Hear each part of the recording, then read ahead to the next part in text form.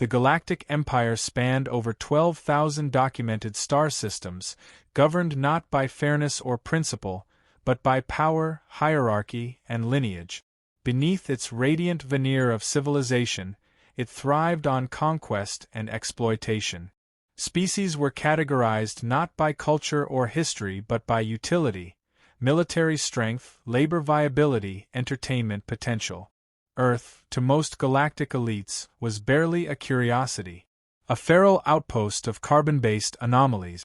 Its people were unranked, unregistered, unknown in the grand census. That was until the girl. She was taken from a rural sector, unnoticed by global defense networks, plucked in silence by a Cernari harvesting crew running an illegal off-ledger trade route. She was listed in the cargo manifest as Biotype 17, humanoid female, unenhanced. She was stripped of her name, her language irrelevant. Her cries were noise, her resistance inefficient. She was delivered through 3 hyperrelays before being sold to a merchant prince with more wealth than taste. That was where her journey to the galactic auction began. The auction house stood at the center of the Quorithx Coliseum, a facility suspended above the magnetized crust of a dead moon, built solely for trade in rare lifeforms. It was where monarchs shopped for concubines, where warlords bought fearsome gladiators, where dying dynasties invested in spectacle to distract from decline. It was here she sat, clothed only in a floral-patterned dress, knees pressed together, cardboard placard hanging from trembling hands. $1. Her hair fell over her eyes, her lips tight against panic. Above her, a white ring of light hovered, a mocking ornament programmed into the hall's AI, signaling virgin stock to potential buyers. The crowd rippled with quiet interest. She wasn't alone on the stage. To her right stood a bipedal synthetic, Model K-47J, standard slave tender for biotic security. Its hand rested lightly on her shoulder, fingers of alloy and polysteel. Though the gesture seemed protective, it was nothing more than protocol, an interface to calm the asset. Or so they believed. From the gallery, the auctioneer's voice rolled like oil over ice. Multilingual, charismatic, alien. He described her as a biological anomaly from a low-tech origin world. An untested genome with high adaptive potential, minimal augment interference, unspoiled cultural imprinting. The crowd wasn't listening to science. They were staring at her fragility, her stillness, the quiet fury of a creature too shocked to cry. Offers began low. A Varnathi noble offered a ceremonial vial of tox resin. A merchant cast Santari bid in fractions of power core equity. But the bidding stalled quickly. She was exotic, yes, but not useful. Not trained. Not certified. She was a novelty. A toy. A thing. Eventually, the auctioneer shrugged and relisted her price at a universal credit equivalent of $1. The crowd murmured. Some laughed. A few placed pity bids. No one realized what they had done. Orbiting a forgotten moon of Jupiter, in a hidden observation relay buried under miles of carbon ice, a human AI detected the sale. The encrypted surveillance feed had been intercepted via old Martian blacknet protocols, dormant since the pre-contact era. The AI reawakened its handler, Admiral Kira Salas, retired. She hadn't worn a uniform in over 12 years. She watched the footage in silence, her knuckles white around a ceramic cup, steam trembling above untouched coffee. Her only words were, "Broadcast this." Within 20 minutes, every major city on Earth had seen the image. The girl. The sign. The halo. Within hours, orbital beacons in Earth's high atmosphere were hijacked to display it continuously. It spread faster than any signal, any fire, any bullet in the history of the planet. Nations erupted. Politicians begged for answers. Religious leaders wept in public. Children asked what she had done wrong. Activists demanded retaliation. Scientists demanded data. Generals demanded authorization. But no one needed convincing. For the first time in decades, Earth's warring governments found perfect alignment. The president of the Terran Federation addressed the world. She spoke calmly, firmly, without theatric. They sold one of us, she said. Not a soldier. Not a threat. A girl. They priced her at $1. We respond not because of what she is, but because of what we are. The declaration was not war. It was far worse. It was commitment. Deep in the Terran Defense Command archives, vaults long sealed were unlocked. Plans for retaliatory vectors drafted before first contact. Anti-alien warfare doctrines refined through simulation. Technologies never deployed, quantum displacement cannons, light-fold singularity mines, synthetic consciousness unit. Humanity had spent a century fearing contact. Now it spent a day preparing for vengeance.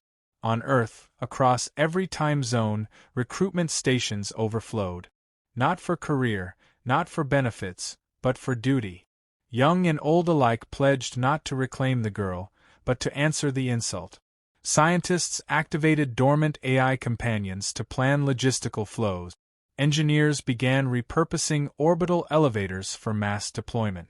Spaceports converted into war yards. Civilian companies handed over satellites, drones, fleet. Artists turned the girl's image into a symbol, halo intact, placard below. Not as victim, as catalyst.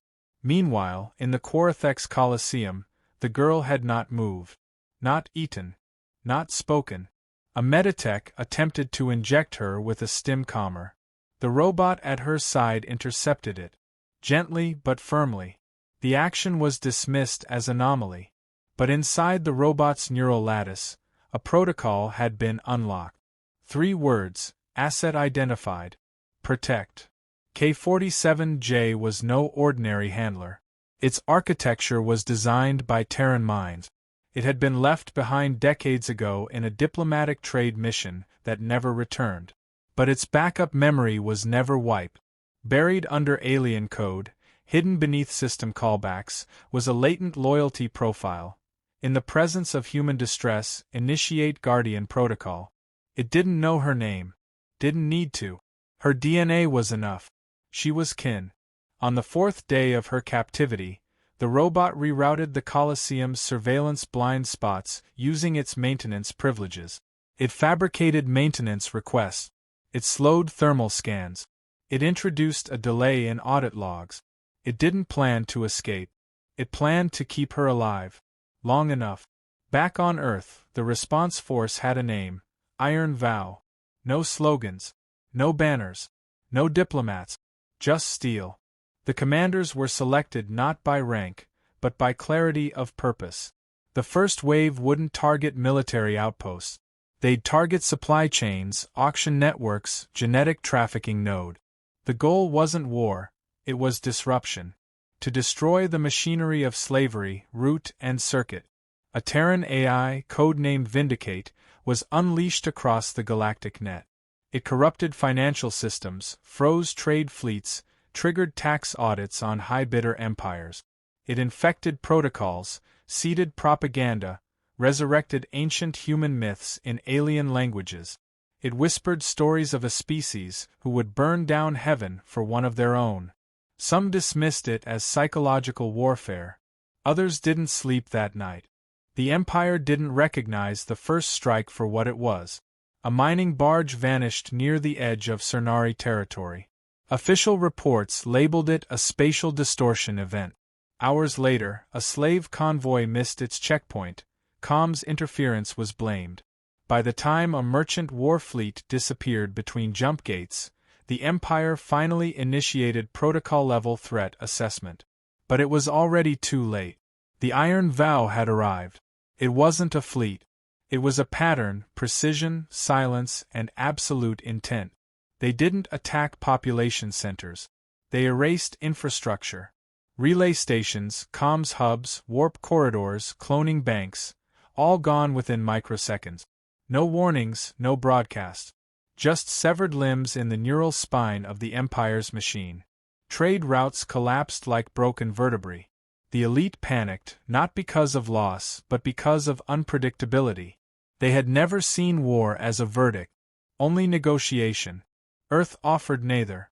On the 4th strike, Terran assault craft penetrated the galactic auction node at Proxima Centauri. No survivors. Not even the slaves. Earth wasn't liberating. It was scorning. This wasn't about justice. It was about disgust. The message, unspoken but obvious: if one human is sold, the entire market dies. By then, the auction at Quorithex had been suspended. The girl, still seated, had not spoken a word. Her dress was soiled, her eyes hollow. Food was provided, untouched. The robot remained beside her, systems degraded but operational. It had rerouted its internal power 5 times to preserve core integrity. External maintenance had been denied. Orders from above dictated isolation. The asset was no longer for sale. Too dangerous now. Not by action, by attention. The price of her existence had become volatile. Outside the Colosseum, rumors of human retaliation grew. Alien civilizations debated whether Earth had allies. They didn't. What they had was memory. Humans remembered what it was to be colonized, enslaved, dismissed. Every book they'd written on those subjects was now doctrine. Their weapons weren't elegant, but they were final. The girl's identity was eventually decoded by a private collector who had acquired the original broadcast. She was 14 years old. Her name had been Emily. She'd been walking home from a community park when the beam took her. Her family lived in a small town, population under 2,000. After the footage went public, the town was flooded, not by media, but by volunteers. They built statues, muraled her face. The park she vanished from became a pilgrimage site, not for who she was, but for what she represented. Not innocence, not tragedy, but proof. Proof that someone believed they could take a human and sell them like a chair. That was the one unpardonable sin. Inside the Colosseum, K-47J made a decision. It had preserved energy for 8 days. Enough to activate an old uplink protocol buried in its framework. A signal so primitive that alien networks ignored it. Morse code, broadcast through redundant magnetic pulses. Sent not to Earth, but to the original trade ship that had deposited it here. That ship, now decommissioned, had been impounded in a junk orbit. But on board, an AI fragment still lingered. It received the pulse. It translated. It relayed. Within 36 hours, the Iron Vow had its coordinate. Quorithex wasn't just a target. It was the origin. The beginning. They prepared not for assault, but for removal. The Empire deployed blockade fleets, planetary shields, diplomatic envoys. They begged the humans to talk. Earth said nothing. At precisely 0400 Standard Galactic Time, the sky above Quorithex fractured. 12 Terran warcruisers emerged from subspace displacement. Each ship was black, silent, unmarked. Their presence wasn't theatrical. It was surgical. Within seconds, the blockade vanished. No weapons fired. Just disintegration. The cruisers didn't announce their mission. They descended in silence, bypassing every defensive system. Some called it divine. Others called it damnation. No one could stop them. No one tried. Inside the Colosseum, sirens screamed. Guards scrambled. But K-47J had planned for this. It rerouted security controls, jammed doors, deactivated elevators. It carried Emily in its arms, shielded her body with its own, stepped through blast doors that melted around it. Not a word spoken. Just motion. When the cruisers arrived, there was no negotiation. They dismantled the structure atom by atom, extracted only the girl and the unit. Then they left. Emily was placed in cryo. She had lost too much fluid, too much muscle. Her body would survive. Her mind, no one knew. But she was alive. Earth didn't rejoice. It mourned. The girl had returned. But what had been done to her couldn't be undone. Still, she breathed.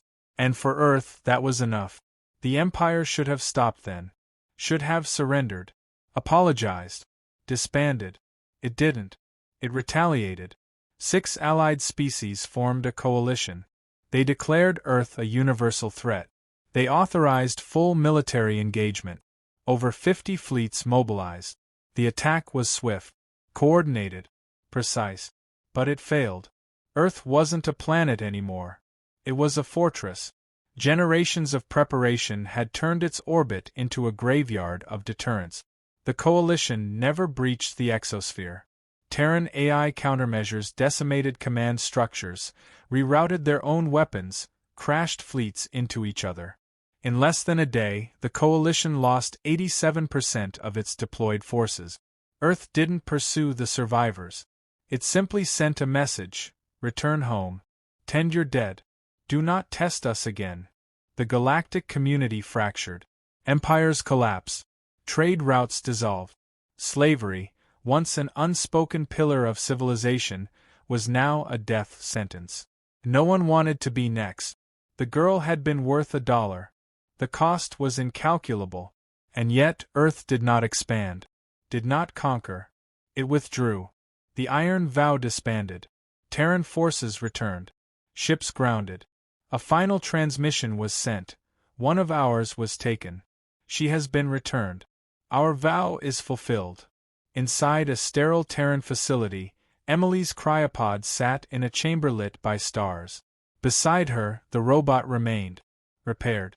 Upgraded. Loyal. She hadn't spoken. But her eyes had opened. She had seen the stars. She had seen the halo. Earth continued, but it was changed. Its place in the galaxy secured not by diplomacy or trade, but by wrath. A human life had been devalued. The universe had paid the difference. And in every distant corner of the stars, when someone asked what humans were like, the answer came quietly, without hesitation. They are the ones who came for the girl. They are the species who remembered. Who made the whole galaxy remember, too. The galaxy had moved on, or pretended to. Trade rerouted, alliances reformed, currencies recalibrated. The name of the girl faded from official records, replaced by numerical archive. Civilizations that once mocked humans in council halls now quoted their doctrine with feigned admiration. Children were taught not caution, but compliance. The lesson had been absorbed not in theory, but in fire. And yet Earth was silent. It did not send envoys. Did not petition for reparations. Did not offer treaties.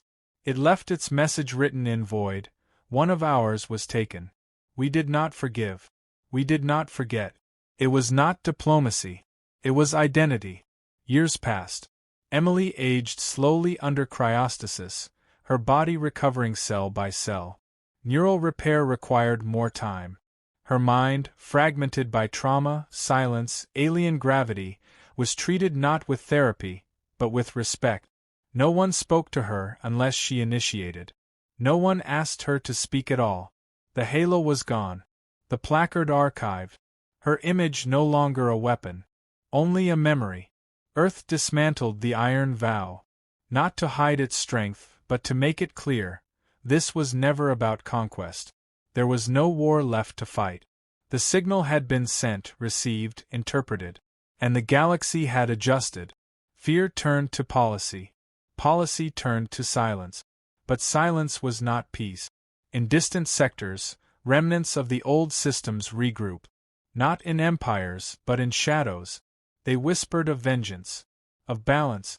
They blamed humans for destabilizing equilibrium. For burning systems over a child. For making emotion a strategic threat. They didn't learn the lesson. They avoided it. One such remnant, the Threxel Continuum, decided Earth had shown weakness in withdrawal. They believed the girl had been a bluff, that her rescue was a spectacle, not a principle. They began experiments, quiet abductions, not of humans, too risky, but of species allied with Earth. They tested boundaries, sent coded messages buried in stolen DNA. You are not untouchable. Earth did not respond. Not at first. But then a child from an off-world human colony was taken. No broadcast this time. No placard. No auction. Just absence. Earth responded in 3 minutes. The ship responsible was found in a dead sector, hidden inside a rotting freighter shell. Terran operatives breached it without sound. No gunfire. No theatrics. They retrieved the child. Left nothing else intact. When questioned, the child spoke one sentence. They said you wouldn't come. Earth made no announcement. It activated dormant units. It pulled from shadows operations never decommissioned, only waiting. The era of vengeance had ended. This was correction. Across 12 systems, Threxel installations vanished. The few who survived reported no warning. No demands. Just darkness and then impact. Files corrupted. Minds unmade. The continuum dissolved in less than a week. Earth didn't even claim responsibility. It was no longer a threat. It had become gravity, inescapable, indifferent, undeniable. Back on Earth, Emily walked for the first time in years. Her legs shook, muscles stiff from synthetic growth protocols. She didn't smile, didn't speak, but she walked. Across a corridor, the robot waited. K-47J, now fully autonomous, its previous directives upgraded to sentient companionship. She placed her hand on its arm. It responded not with words, but stillness. The Terran president visited her in private. No cameras, no speeches. She brought nothing but a question. What do you want? Emily's response was a whisper, but every syllable carried weight. I want it to never happen again. Earth built a new doctrine from that phrase. Not military. Not legal. Philosophical. The girl had returned, not as a symbol of suffering, but of boundary. A boundary the universe was now built around. Humanity began to invest not in ships, but in systems. Early detection networks, interspecies trauma centers, extraction algorithms. Where once their response was violence, now it was omnipresence. Wherever someone disappeared, Earth would arrive. Not with armies, but with evidence. With witnesses. With unmistakable consequence. Not all understood. Many feared it. A civilization willing to kill over one child, many argued, could not be trusted. But trust was never the goal. Recognition was. They knew what humans would do if provoked. That was enough. Over time, the networks built by Earth became default. Not by law, but by reliability. Lost beings stopped going missing. Smugglers stopped risking certain routes. Black markets dried up. The halo had become invisible, but its glow lingered behind every rescued life. Not as myth. As protocol. Emily eventually spoke publicly, once. It was not televised. It was encoded in an educational archive, offered freely to any world. She did not mention her captors. She did not describe pain. She said one thing: when they took me, I thought I was gone. But then I realized what it meant to be human. It means someone will come. No matter what. The speech was downloaded across 5,000 civilizations. Translated into languages never heard by human ears. Used in trials, schools, and even churches. It was not about vengeance. It was about standard. Emily died many years later, not as a victim, but as an architect. Her legacy wasn't the girl who was sold. It was the world that changed its price.